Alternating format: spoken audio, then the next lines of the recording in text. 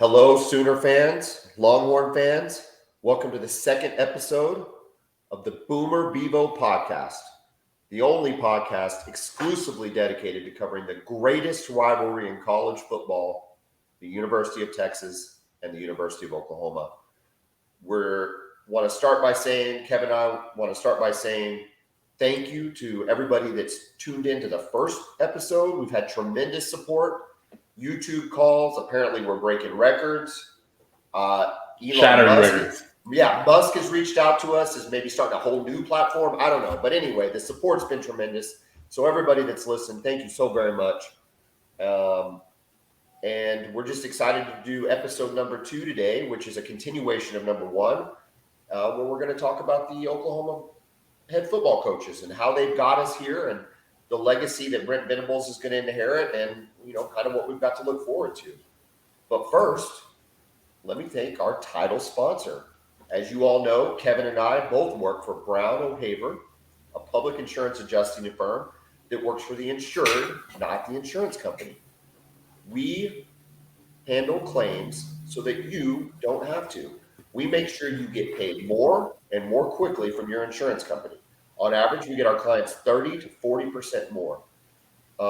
Most recently, out in Seminole, Oklahoma, there was a terrible tornado that hit town. Luckily, no fatalities, really no even injuries, but a ton of property damage. We've already been hired by 2 clients. I'm sure there will be more, but things like that are what we are here for. So if you have any questions, check us out on Facebook, Brown O'Haver, or give us a call,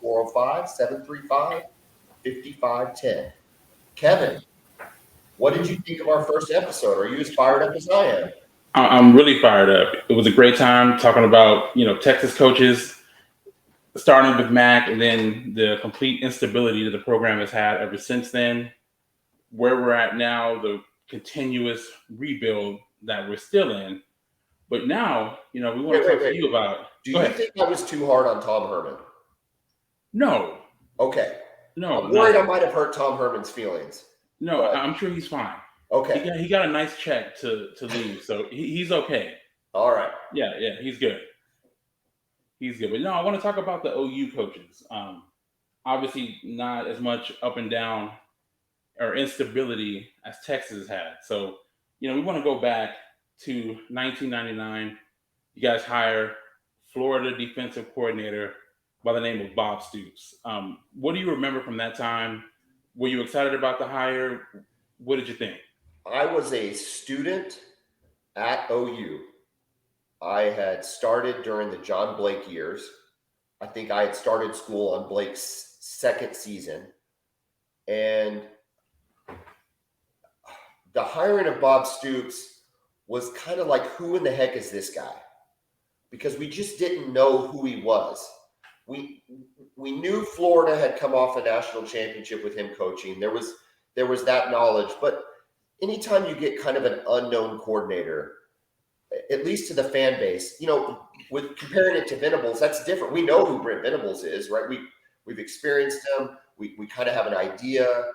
Lincoln Riley as a coordinator then became, again, you know him. And so there's that transition.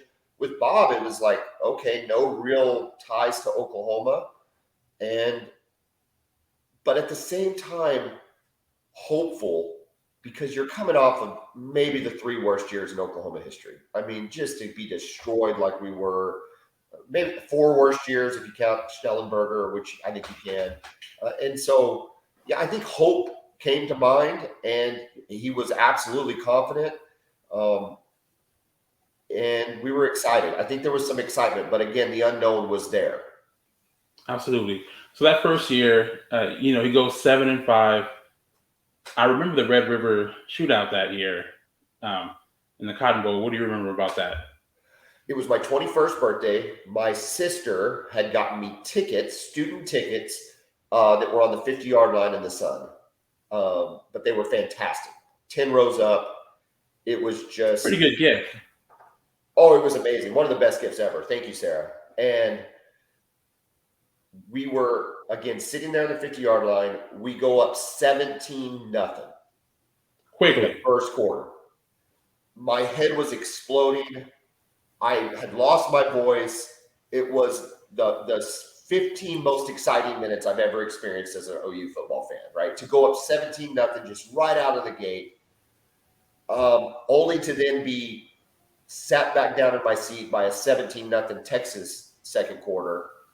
And, from there, Texas just kind of, because they were the better team, obviously, just took control of the second half, and it really wasn't close. But I will always remember those first 15 minutes. It was some of the best 15 minutes I've ever enjoyed watching college football. Yes, sounds familiar. Yeah. You don't have to look far. So to remember me going through something similar, just a few months ago. Absolutely. So I understand. And you know what's cool is this. Those are some of the stories that come out of that game. And I remember hearing I'm obviously big fan of the Ref, 1400 in Norman, 94.7 in Oklahoma City. I love those guys. And I believe Teddy Lehman had on Trent Smith, and they're talking about that 2000 game. And I find this to be interesting. This is just a little tidbit there. To know that football players dipped, I didn't know. I was like, it's a baseball player thing. Yeah, same here. But apparently, he tells the story that they're in the Cotton Bowl warming up before fans get there or whatever, probably no pads on. And Leach walks up to Trent Smith and asks for a dip, which I just think is like the coolest thing ever. Like, I don't even dip, but I would just love to walk up to Trent Smith in the Cotton Bowl and say, hey, can I have a pinch? But anyway, so they're sitting there talking, and Leach comes up with fake playbooks and gives them to Trent Smith and says, hey, I want you to leave these out here, and hopefully Texas will pick them up. Now, I don't know. It sounds apocryphal, right? It doesn't sound real. But if it is real, that's awesome. I mean, that's like the greatest story ever. Well, I mean, that could explain the start there. And it is Mike Leach we're talking about, right? I mean, oh my gosh. You can't put it past him. The start was unbelievable. It was. I mean, we could do no wrong. And yeah, you might be right. I mean, there has to be something to it. Yeah. Because they were Texas was caught completely off guard. They hadn't recovered offensively, defensively. The talent took over. But anyway, what a great story. I mean, those are the kind of OU Texas stories that just leave you wanting more. And that just wants me, I just get all excited about it. And one thing about Coach Stoops, that staff he brought in initially, some of the names on there, I mean, Mike Leach and Mangino, and just a lot of future head coaches there. Well, clearly Bob was a defensive coach. I mean, that goes without saying. He's defensive coordinator, played defense. But to have the foresight to say, I'm going to be on the cutting edge of offense, and instead of trying to do it myself or reinvent something, I'm just going to go to the guy who scored the most points on my defense. Like, brilliant, yeah, because Leach was at Kentucky, right? He would face him at Florida. Yeah, faced him at Florida every year, put up a ton of points. Kentucky wasn't any good back then, but to be able to see, knowing that I think Bob had the confidence in himself to say, I'm going to be able to hold an offense to whatever I need to hold him to, as long as I got points going up on the board.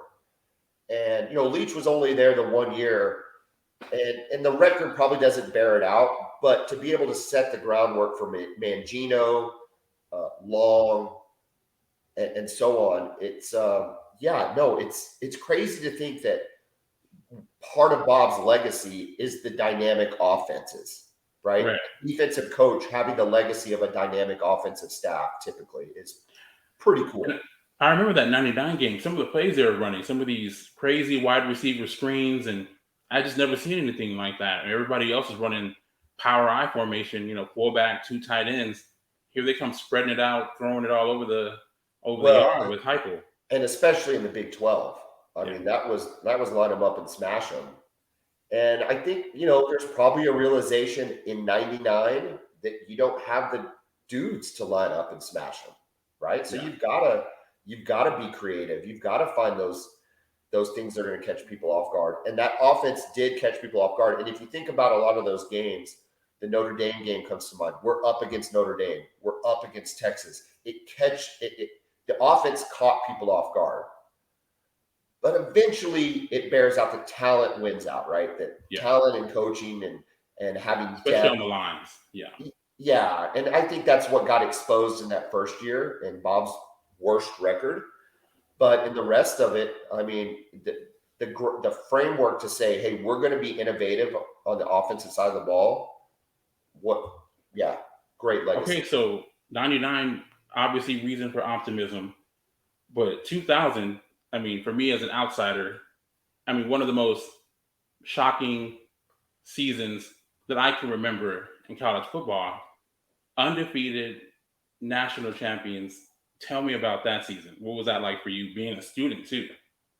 Oh, it was unbelievable. I was a senior. It was the greatest thing ever. I mean, you've lived in the depths of despair with John Blake, and even 7-5 isn't something that you're just super fired up about. I mean, you lost your bowl game to Mississippi. You come in ranked 20th. I even think the game prior to it, I don't have that in front of me, but I want to say it was like 34-16 against Kansas before we even go play Texas. So you're still not bought in that this is like some miracle team. And I'm down at my parents' house in Louisiana watching that OU Texas game, the 2000 game. And the president, Boren, at the time had announced, if we win, we don't have to go to school on Monday. And so I'm thinking to myself, well, this just gets me an extra day of vacation. I just hope we get a win. And then we just pile on the greatest onslaught that I'd ever seen. And I was on cloud nine. What was Texas fan going through? It was absolutely stunning.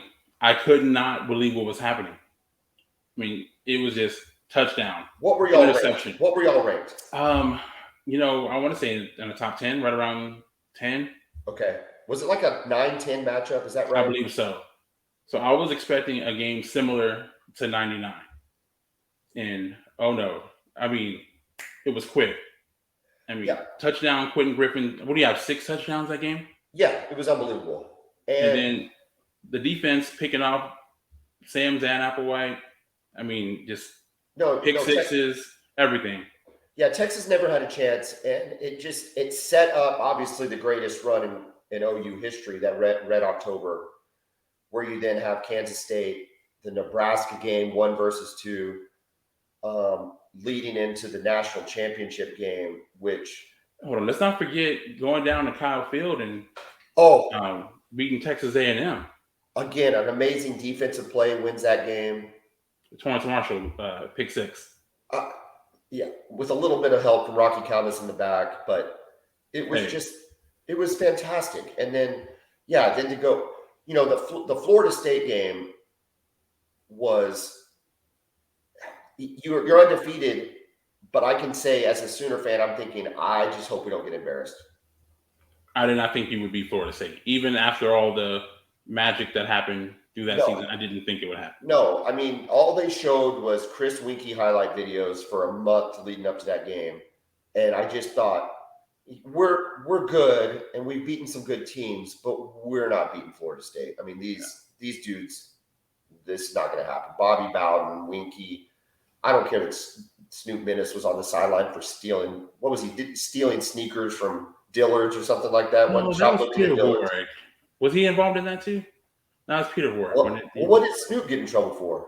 I'm not sure. Remember though, he was on the sideline. Yeah. And if you ever watch you hear it 1,000 times. Yeah, you ever watch the replay? They just go to him over and over. You would have thought Snoop Minnis was Randy Moss or Jerry Rice. Yeah. But anyway, all that to be said, I mean, it was like watching. It's the closest thing I can imagine to like enjoying watching a soccer game. Yeah, it wasn't an enjoyable game to watch. No, it was a slugfest. Yeah, but it was awesome. And at the end of that game, Stoops holding up the trophy. You're thinking to yourself, "My goodness, we are going to be a behemoth for years to come." Well, I thought the same thing, and I was very, very nervous. And Is that what Texas fan thought? Yeah, because I mean, this guy's in his second year and he wins the Natty, and he doesn't even have his own guys in yet. Yeah, it was like this is not good. Yeah, that team was loaded. So, that takes us into another season that was kind of okay, but then we go to 2003, and you're thinking to yourself, this is another finish that can't be. I mean, the 2003 team was just fantastic. In my opinion, it's the best OU team that I've seen. Even the ones that have won the national championship? Well, again, I mean, I'm 38 years old, right? So my history goes back into the 1990s, the early 1990s. So I wasn't around for the 85, those late 80s teams, really. But from the 90s on, I thought that team was unbelievable. Defense, speed, unbelievable. And I think that's where you started to see the chinks in Bob Stoops' armor. Now, what do you think happened there? Because, I mean, you rolled through the season, 65-13 against Texas, 77-0 against Texas A&M. You're just pretty much destroying everything in your path until the Big 12 championship game against Kansas State. So that was a shocking moment for me. Yes. It almost like woke us up from a dream. You know, like, oh my gosh, we have an amazing run. We're unstoppable. And then Kansas State comes. The running back is still running on us in my dreams. I imagine. Darren Sproles. Oh, I mean, come on. And Sproles is an amazing, success story in the NFL, college. I mean, to be that size and to have that kind of quickness and stuff. But he shouldn't single-handedly beat one of the best college football teams out there.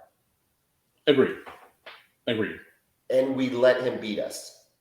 And the dudes you had on defense, I mean, Tommy Harris, Dvorak, Lehman, Lance Mitchell. Oh, it was unbelievable. Derek Strait, I mean, loaded dudes.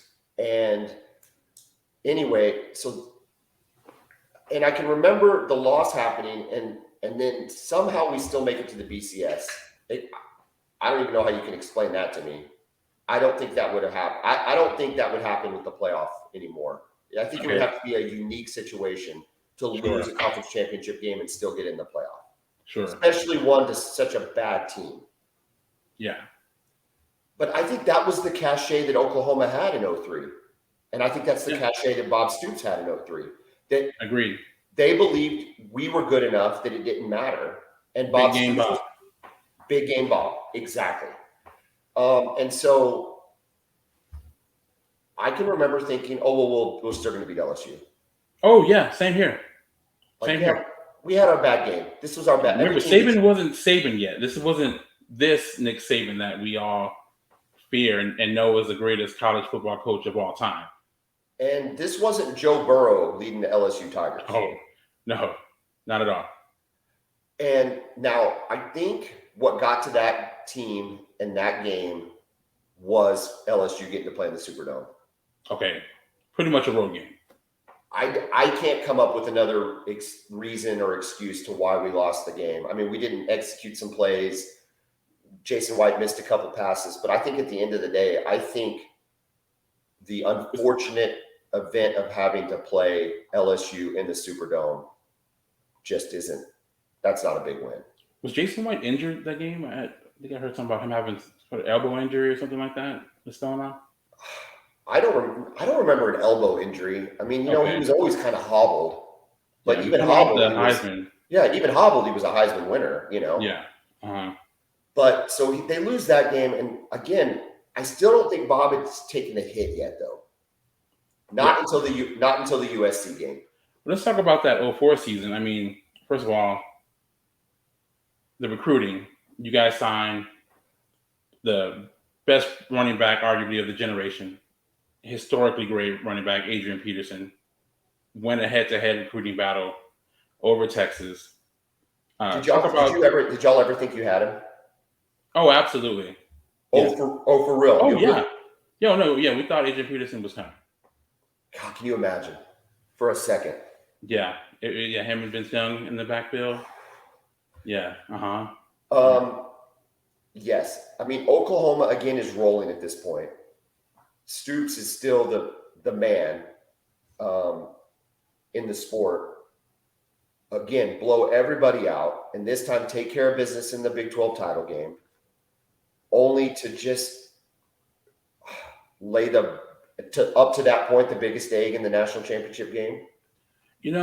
It's funny because look, that USC team was loaded, but so was OU.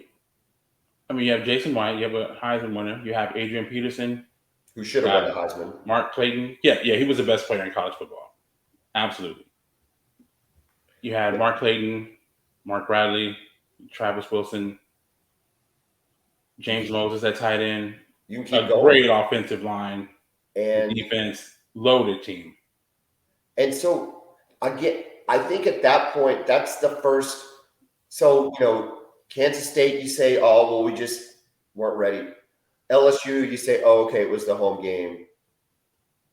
If we lose a close game to USC, I think you say, man, USC was pretty freaking good. But to just get destroyed by USC, I think made some OU fans, again, look, we're looking back in retrospect, not say, oh, Bob Stoops, that was never, but just go, okay, maybe he's not the next Barry Switzer, right? Okay. Maybe he's not the god of college football that we thought he was even a couple of years ago. Sure. And I think that's okay, I guess. Yeah, he's human. He made him look human, seem human, But it didn't feel good. I get that. Because, you have these two back-to-back undefeated regular seasons. And you want to have something to show for it, right? Well, I mean, the 03 doesn't even win. The 03 team doesn't even win a Big 12 title. Can you think about it? I mean, I can't even fathom that. Sure. But yeah, it was and you think about what either one of those games, but really probably the LSU game, would have done to then his career and to future recruiting. It's hard. Legacy just changing, altering. Yeah, it's like what we talked about in the last episode. If Mac wins in 09, I mean, Mac's legacy and Texas as a program is completely different than where it is today. Correct.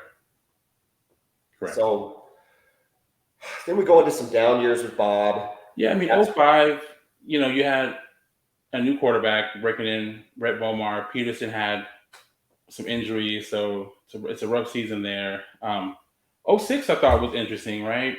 Rhett Bomar is off the team. So you have Paul Thompson, who had recruited as a quarterback, had been moved to receiver, comes back to play quarterback, and you still win the Big 12 that year. Well, I think a lot of people would say one of Bob's best coaching years. Yeah, absolutely. And that season stands out. We could talk about a lot about that season. You've got the Oregon loss, which was the biggest bunch of crap that ever existed in college football. Look, I've told you this. I'm a Texas fan. I don't root for OU, but I was even upset. I was watching that live. Yeah. It was Alan Patrick, right? Walking off with the ball in his hands, and the refs are still looking, and then called it to Oregon. It was unbelievable. And then that's the same year as the Texas Tech game. Oh, yes. That was at the goal line, right? Well, it was the goal line, and then you've got the play at the fourth down play at midfield that got called in Texas Tech favor. So you've got two games that ended on horrible officiating. Like you've got replay and you can't get it right. I mean, It was just so that's two losses there. I mean, he went. What did he go in 06? 11-3 in 06, and two losses that as close to as shouldn't have been losses as you can get. No one can say, hey, you lost the game, blah, blah, blah. But okay, great. We shouldn't have lost those two games. Can you imagine that? That's an 11. You're close to a 12-1 season. Yeah. And yeah, I'm reading that right. And then you lose to Texas. Just couldn't get anything going. I was at that game. Just nothing was happening. It was just y'all were better that year. Yeah, I think we're, finally got a little confidence in the rivalry after finally getting over the hump in the last year. We had Colt McCoy, who was a freshman, but they had a pretty good game plan, and they had some good DBs. Remember Aaron Ross, that year won the Thorpe Award, forced a couple turnovers in that game. He had an interception, fumble recovery on a questionable lateral call in that game. And Thompson, it's whether he was a senior or not, it was his first time playing quarterback, and that can get to people. Absolutely. We saw that with Jalen Hurts. It gets to people playing in that stadium. So, And then you've got, of course, the Boise State game is that season too. I mean, that season was crazy.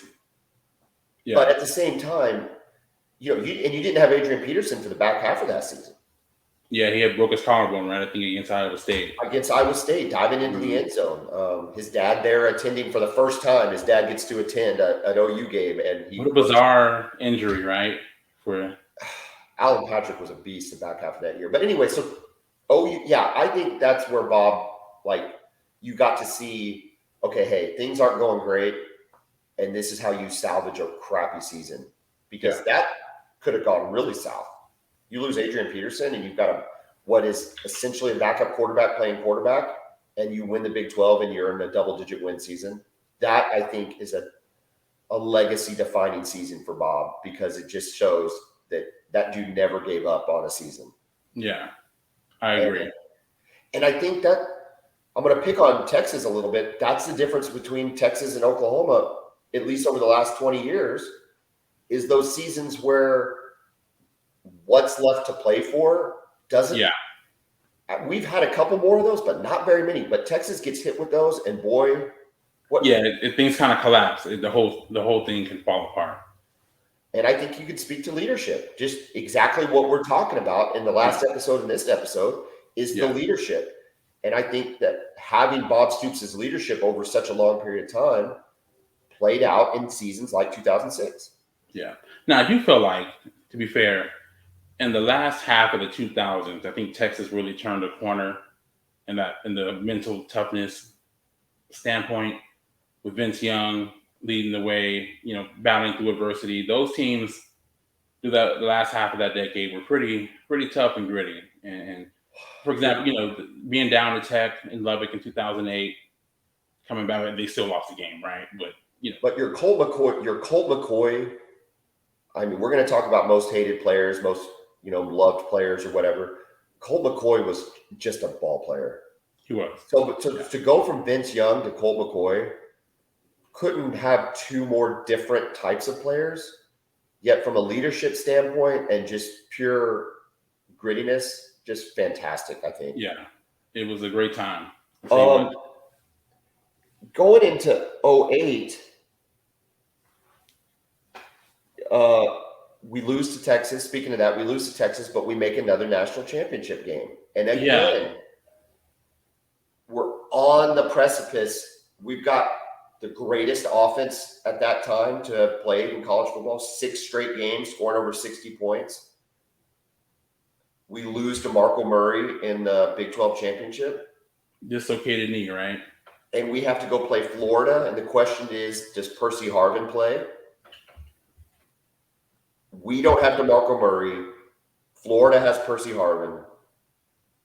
Stoops decides to, without DeMarco Murray, decides to run the ball so many times on the goal line that just made you sick.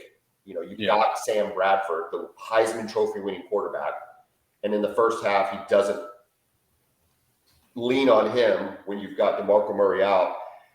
And I think that Florida team was good. I think the Oklahoma team was better. And I think it was just another opportunity lost. Am I Texas fan? Tell me, am I wrong? Were we better than the Florida? No, you're not wrong. And I feel like Texas would have matched up very well against that Florida team too, especially with Will Muschamp at defensive coordinator.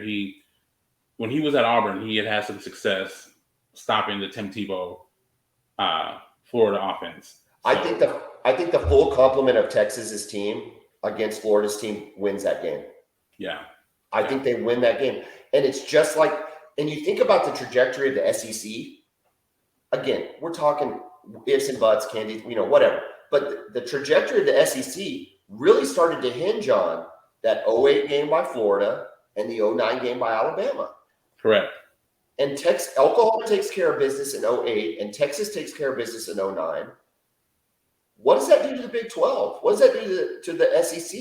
It's a whole new narrative. You have to remind people that during the 2000s, the Big 12 was the best conference in the country. I mean, routinely, Nebraska, Texas, Oklahoma, and even K-State were in the top 15 every year. Every year. So it wasn't until the mid to late 2000s that the SEC started their run. So you start to see a dip in Bob's, really the team's performance. Landry Jones years were rough, leading into the Trevor Knight years. We got rejuvenated with a big win at Alabama. I think that kind of kicked us all in the butt a little bit. We got excited about that. He has to fire Josh Heupel, which I think was a gut punch for him. But I think he realized leaders have to make tough decisions. He needed a spark. He needed a spark. He brings in Lincoln Riley. We get the benefit of Lincoln Riley and Baker Mayfield. I think that's important. We'll talk about that when we talk about Lincoln. But we get Lincoln and Baker. He gets to make one more run, and we lose to Clemson. I think the Clemson team was probably better, although we were in the lead at halftime. Yeah. It was a good Clemson team. Young Deshaun Watson at quarterback. Yeah. But they have been building this thing for a while there. If you look, Dabo they had been coming up for a while. So it was just kind of their time. Bob gets to make that one more run. I didn't see it happening that year like I did in 08 or 04 or 03 or 04, but it would have been nice. And then he shocks us all. I get the text at like 2:00 in May of the College World Series of softball is going on, and that's what I'm focused on. And you'd find out Bob Stoops is calling it quits. It was shocking. What did Texas fan think about that? I got the alert on my phone, and I remember I looked at my phone and had to do a double take. What? Why? That was my first thing. Why? Why would he do this now in the middle, so close to the season starting? That was always people have questions. Okay, are there some sort of violations that are about to be announced? What else? What other reason? He still seemed to be in his prime. Did y'all sense the door opening to be able? No, it was just more shock. We had so many issues of our own at that point. We're in the Charlie Strong era, so now we weren't looking at it like that. It was just more if there were going to be some sort of sanctions or violations that were going on that we were going to hear about. That's the first thing that came to my mind. So then we get Lincoln Riley. Lincoln Riley, yes. Yeah. The first year, with the exception of a loss to Iowa State, went about as scripted as it could possibly have gone. Yes. He could do no wrong. No. Beat Texas. His worst coaching decision, which haunts me to this day. There are very few games that haunt me, but I would, months after the Rose Bowl, I would wake up thinking about the fact that he didn't run for it on 4th and 1 in overtime. Yeah, they ran the end around, right? Was that No. It's 4th and 1. Okay. Georgia has already kicked a field goal. Yes. And we score a touchdown, we win. And he calls timeout, and he thinks about it, and he thinks about it, and he thinks about it, and they run out the field goal team. Okay, there. Okay, on 4th down. It was 3rd down before they ran that. That was stupid too. Okay. And we've talked about how good Rodney Anderson was in that game. He was amazing. And he was the best player on the field. I just remember saying to myself, you have the best player on the field. And Georgia was loaded. That was a great Georgia team. Correct. You have the best player on the field, and you don't give him the ball on 4th and 1 to win the game. Give him the ball. That game's over. We beat Georgia. And I got to tell you, with Baker, you had a chance against that Alabama team. I'm not saying you beat that Alabama team, but you got a chance. That team. Well, I'll say it. I think you beat Alabama. I think Alabama would rather play Georgia than play us that year. Absolutely. You would rather take Everybody talks about how bad our defense was that year. Oh, our defense is so bad. Oh, if we didn't have the offensive genius of Lincoln Riley, our defense, blah, blah, blah. Listen, dude, we were tied 31-31, and the defense created a scoop and score touchdown to go up 38-31 against Georgia. in the fourth Massive quarter. play. Now you're up 38-31. We kick off, and then our defense, you know what? Our defense that apparently was so terrible and blah, blah, blah, they do a 3-and-out. And Lincoln Riley and his vaunted offense get the ball with like 6 minutes to go and a 7-point lead. And they go 3-and-out. It's unbelievable. Our offense had the ball in their hands with a 7-point lead.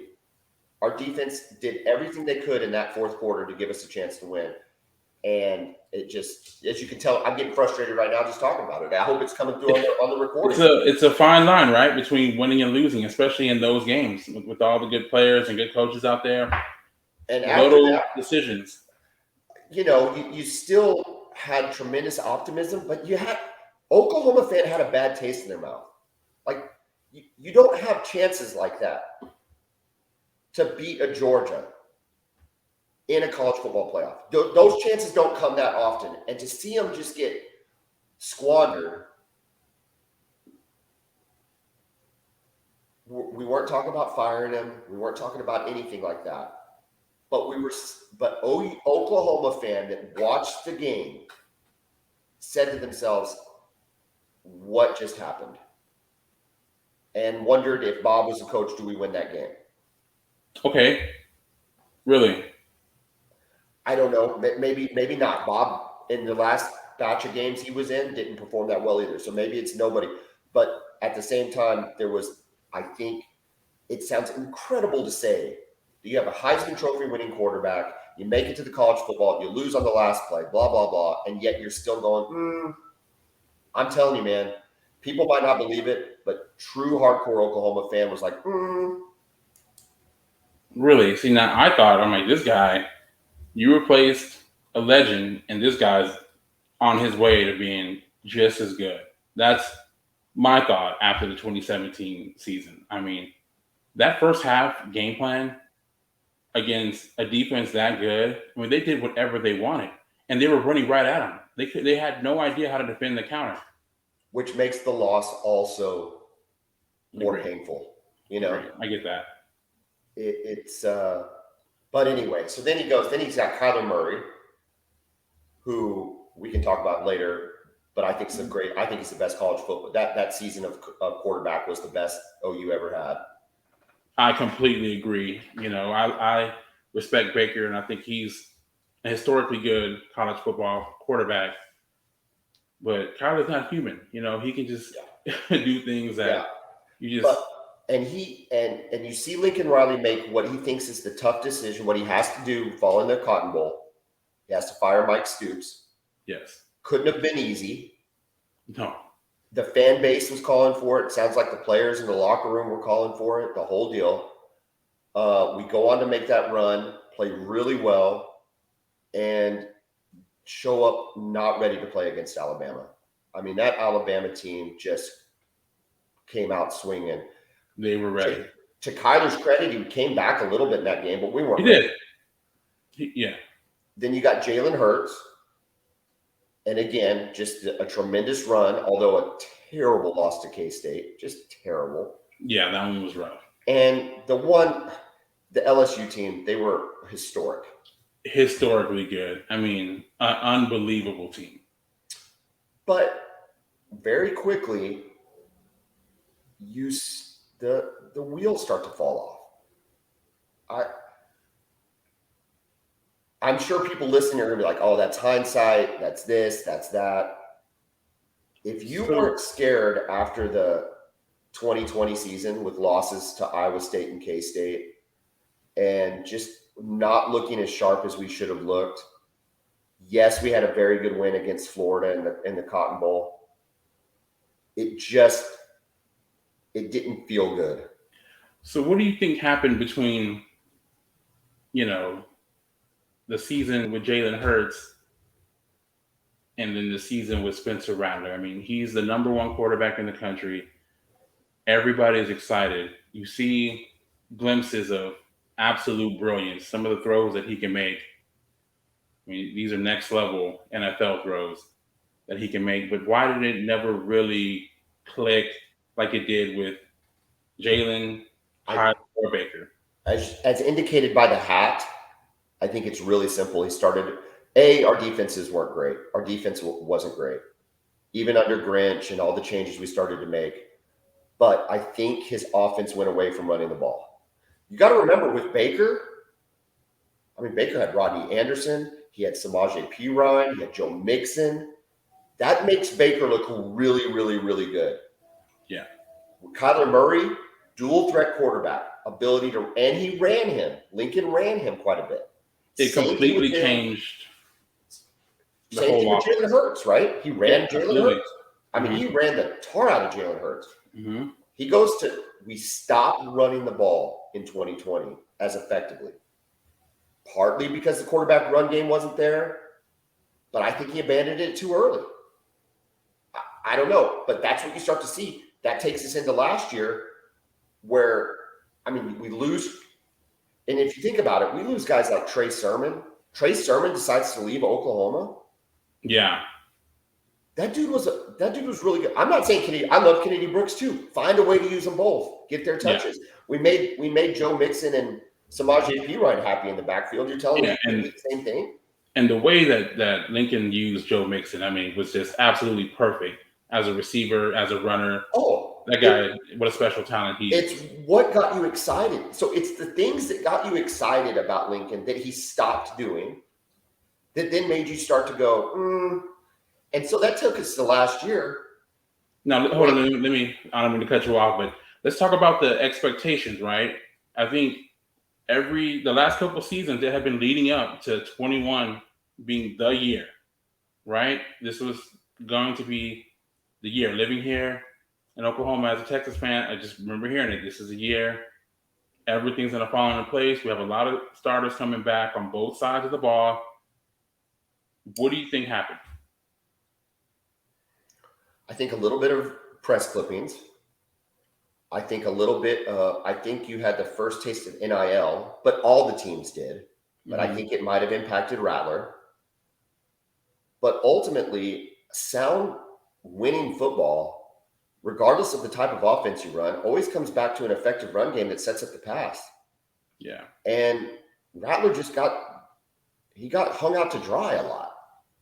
Even from the first game against Tulane, it just didn't seem. They were in a close ball game. Oh, dude, against Tulane. We were close against Tulane. We're close against Nebraska, who wasn't supposed to be any good. We're close against West Virginia. And so everybody starts calling for Spencer Rattler's head. I was on that bus just because I wanted to be winning games. Mm-hmm. We were running a little long, so we'll save the greatest Cotton Bowl ever for another episode. But even with Caleb Williams, so now you've got who we all have anointed Superman, and he unfortunately goes into the same stuff, gets hung out to dry. If it wasn't for his quarterback run game, he's not going to be as dynamic as he was. It just got weird. And the way Lincoln handled the quarterbacks was odd and off-putting. You almost, there was no honesty there. And so it was really frustrating. Sure. And then, of course, I'm not going to be the next head coach at LSU. All that to be said, still completely shocked he left for USC. Yeah. You just don't hear about coaches leaving blue blood programs for other college jobs. I always thought if he left, he would be the head coach of the Dallas Cowboys, something like that. But never would you think he would leave Oklahoma to go to another college job, even USC. I think he's a weird dude. I think he looks for a little bit of that. I think there's a little bit of show off, a little bit of glamour that he thinks he's going to get it in LA. I don't think the money hurt at all. I think they unloaded to get him. Yeah. I don't think he liked living in Bob Stoops' shadow. And I, to this day, contend he did not want to compete in the SEC. He had seen I think there could be something to that. Oh, there has to be something to it. He got his dog kicked every time he played an SEC team. It was terrible. Yeah. And so we get, but listen, I was on the radio with Toby Rowland the Monday following Lincoln's announcement. And I said, we will be in a better place. I said that on the radio. A week later, we get Brent Venables, and we are in a better place than we were with Lincoln Riley. That's a fact. A fact. And Yeah, do you feel like you guys might be a little bit thinking more emotionally with Brent Venables being a Sooner, having history here, and being upset with Lincoln Riley? Absolutely. Yes to all of that. Okay. Yes to all of that. I do. I think that our emotions were so high, and we wanted so badly to have our hearts repaired that Brent Venables was the perfect guy to come in, and then he adds Jeff Levy, and then we get Dylan Gabriel, and everything just goes the right way. Yes, I think our expectations are way outsized for Brent Venables. However, what game next year are we not favored in? True. What game are we not favored in next year? So, I mean, maybe that's just the cost of being an OU fan, is that you set yourself up in these off seasons every single year with expectations that just go out the roof. But I think it's better than where Texas is at right now. Hey, listen, yeah, I mean, you hope to be 9-3, and then you can't even do that. So I understand. That's the life of a Texas fan. So I mean, what does Texas fan think about Brent Venables? Does that I feel like it's nothing even about Brent Venables. It's very rare to see a team make 2 home run hires back to back. It just usually doesn't happen. Even when it comes to promoting within, right? You hear about that. I mean, wasn't Gibbs an assistant at OU before? People say, oh, well, all he had to do was just steer the ship. But that doesn't always work, even if they're already there and in the culture. So I do want to give Lincoln Riley credit for that. It's not, I don't think it's as easy as some people say it is, for giving a spark to the team, not just as the OC, but as the head coach. Sure. I mean, going to Columbus and beating Ohio State, it was fantastic. I mean, that is huge. I know you were there. Yeah, fantastic. In the stands. I mean, that's big time for a rookie head coach to do. So I think what Texas fans are wondering, is it time for OU to make a questionable hire, or a hire that just doesn't work out like Texas has made? I think that it's more of that than, Brent Venables can't coach or whatever.